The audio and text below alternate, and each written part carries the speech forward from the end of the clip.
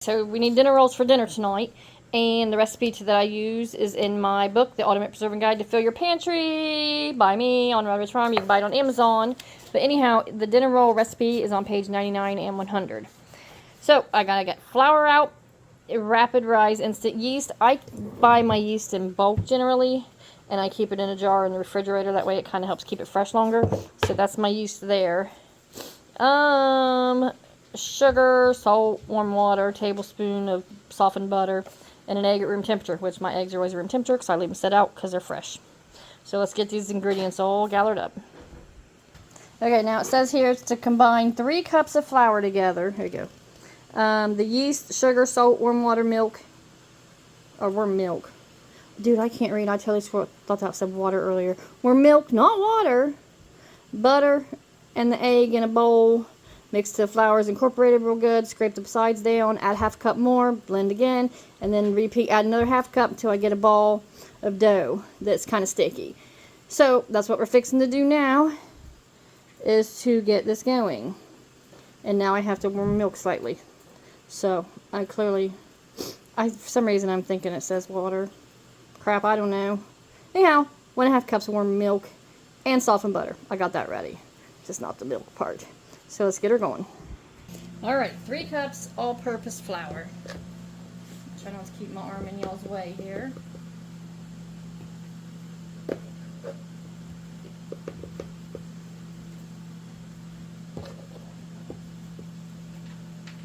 So 3 cups of that. I might need a bigger bowl. Don't know. 2 tablespoons of rapid rise instant yeast. 3 cups of flour. So, get your tablespoon, get your yeast ready here.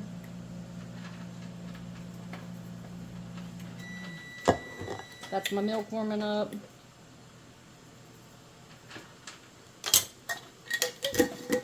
And then 1/3 cup of my sugar. Okay. Ooh, spill a little bit. 1/3 cup of sugar. And then a teaspoon of salt.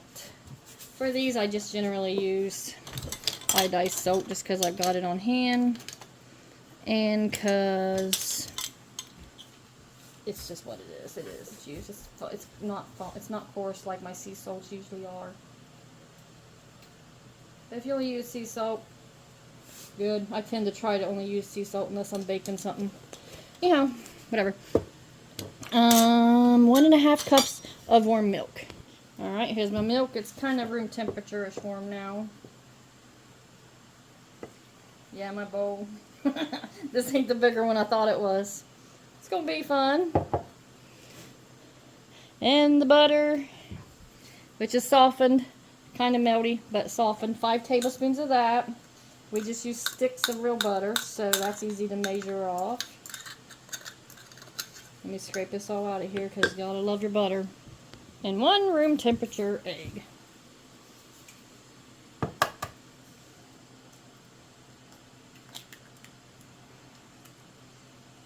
There we go. Now I'm going to combine it and hope for the best. Might have to put it in a bigger bowl, but for the time being, wish me luck not sloshing this everywhere. At least till I get it worked up some here. I'm just using a fork to do it with. So, anyhow, while I'm doing this, y'all can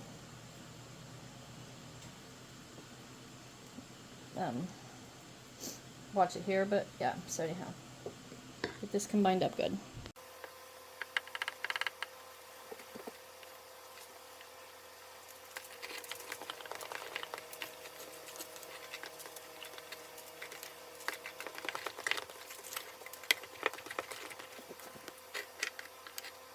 Okay, now we're going to add another half cup. Combine that in there real good again. And then I'll do another half cup until it forms a ball off where it pulls itself off the edges of the bowl. So let's see what it's going to be looking like here. You know, this will be 3.5 cups here, but it would be up to 5 cups if need be. But honestly, I don't think I'll need that.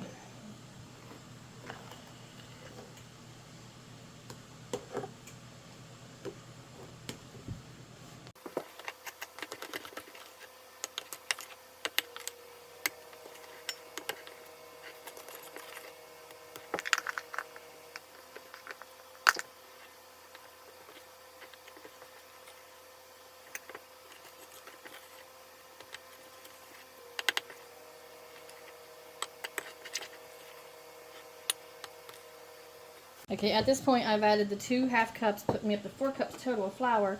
As you can see, if I'm stirring it here, it is pulling it off the side of the bowl, and it is a sticky bowl. I am a sticky mess. So, anyhow, with that point, now the direction says the dough should be slightly sticky and soft. Check. It should pull away from the bowl. Check. Add a little extra flour if necessary to get to that point. Not necessary. So transfer dough to a lightly greased bowl and cover with a towel or plastic wrap. Let it rise for at least 30 minutes at room temperature. Then remove the towel or plastic wrap and deflate the dough by punching it down lightly. So yeah, you literally just punch your dough. And then I'm going to pinch it off and stuff like that. But so let's get it into a greased bowl. I have lard. That's what we're going to use. Grease me up a bowl here. Hold on. Okay, this is my jar of lard here. See, that's how I keep it all. Coffee filter it, that way it can breathe. It's got the L on it, meaning it's lard instead of T for tallow, because I prefer lard over anything, especially if it's got some kind of a pastry. So I'm going to dish a little bit out here. Not a whole lot, just a little. Let's put it in my bowl. Take my paper towel here, and then just kind of smear it all around. If I need more, get more. It's not an issue. Definitely need more. This is the bowl I should have used to do the mixing in. I do it every time. But yeah, so anyhow, get it all up on the sides and everything, because the bowls, or the bread, the rolls, the dough, whatever you want to call it, will rise all the way up it here. Anyhow, so I got me a greased up bowl. Transfer the dough over into this bowl here now. And room temperature in my house is kind of high because I am still boiling sap. So it shouldn't take it long to rise in here. Whew, it is hot. So anyhow,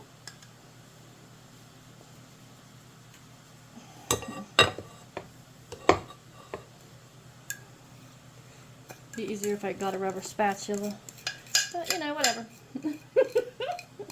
Clean this bowl up best I can get here. Get this in here, and we're going to cover it with plastic wrap so y'all can see what's going on. Generally I just throw a towel over it, but I want you to see it. So we're going to plastic wrap it here.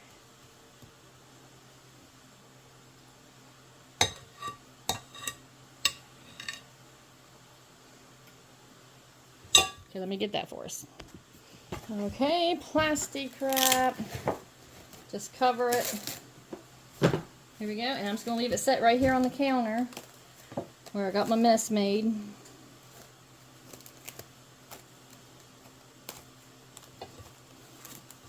There we go.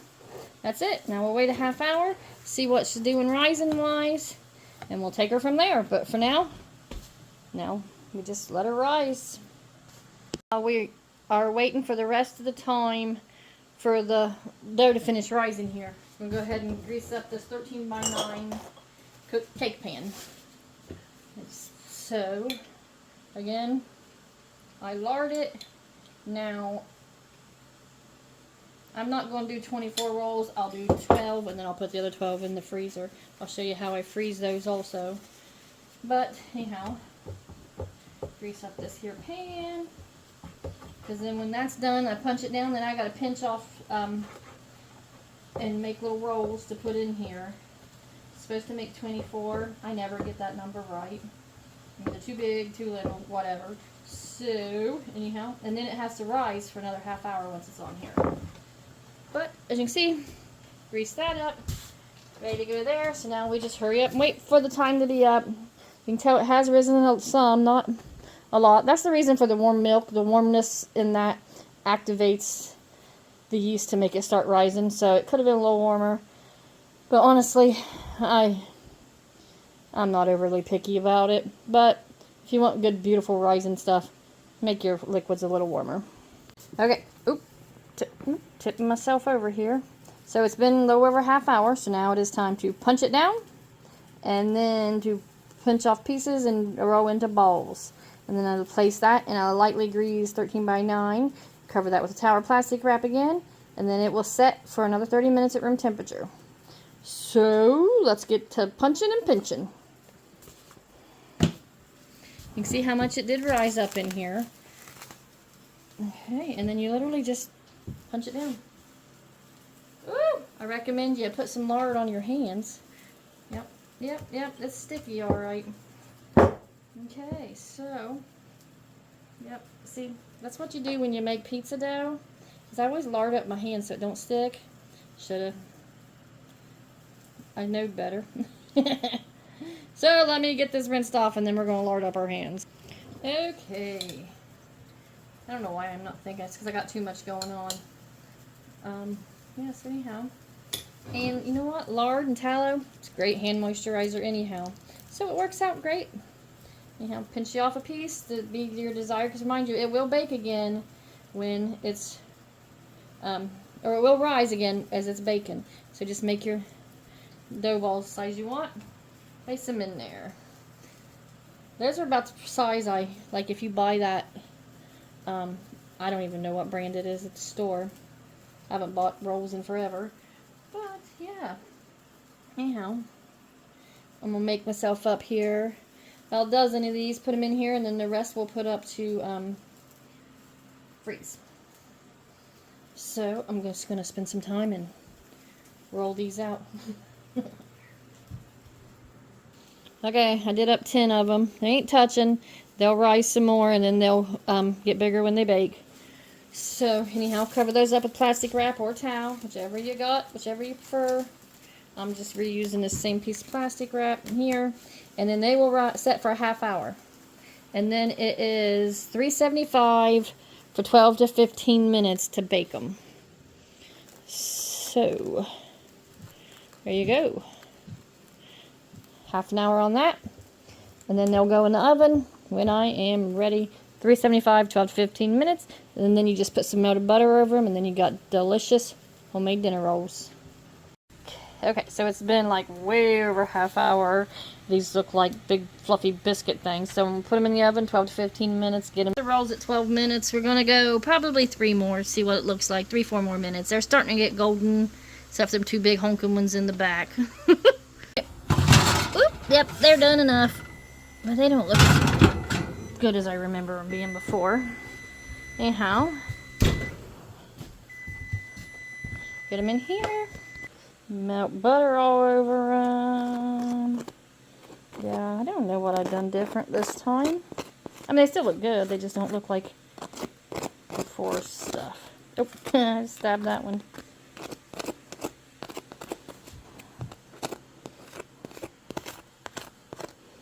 Yep. So, anyhow, that's my dinner rolls, what they're looking like. There we go, bottom of it, didn't burn it. Looks fluffy inside, so it's a win-win for me.